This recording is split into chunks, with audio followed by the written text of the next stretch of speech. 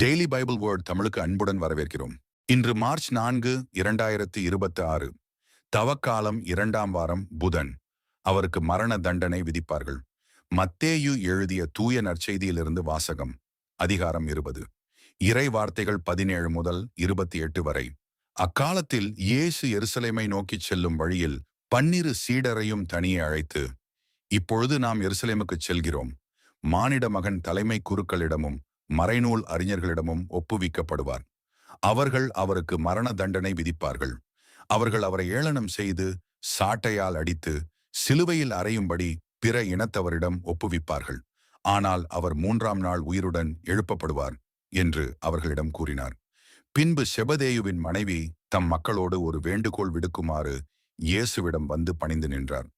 உமக்கு என்ன வேண்டும் என்று இயேசு அவரிடம் கேட்டார்.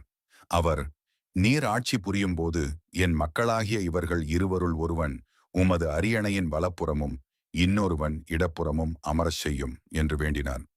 அதற்கு இயேசு, நீங்கள் என்ன கேட்கிறீர்கள் என உங்களுக்கு தெரியவில்லை. நான் குடிக்கப் போகும் துன்பக் கிண்ணத்தில் உங்களால் குடிக்க இயலுமா என்று கேட்டார். அவர்கள், எங்களால் இயலும் என்றார்கள். அவர் அவர்களை நோக்கி, ஆம், என் கிண்ணத்தில் நீங்கள் குடிப்பீர்கள்.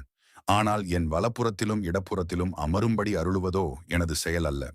மாறாக அவ்விடங்களை என் தந்தை யாருக்கு ஏற்பாடு செய்திருக்கிறாரோ அவர்களுக்கே அவை அருளப்படும் என்றார்.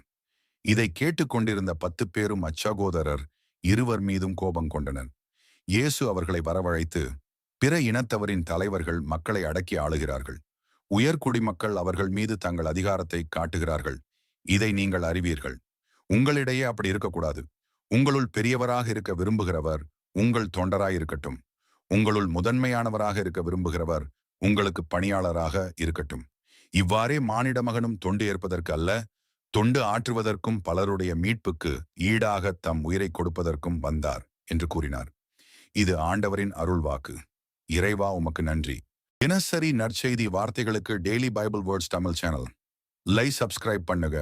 இந்த வீடியோவை லைக் செய்யவும், ஆமேன் என்ற வார்த்தையை பதிவு செய்யவும் மற்றும் உங்கள் நண்பர்கள் மற்றும் குடும்பத்தினருடன் பகிர்ந்து கொள்ளுங்கள். கடவுள் உங்களை ஆசீர்வதிப்பாராக. ஆமேன்.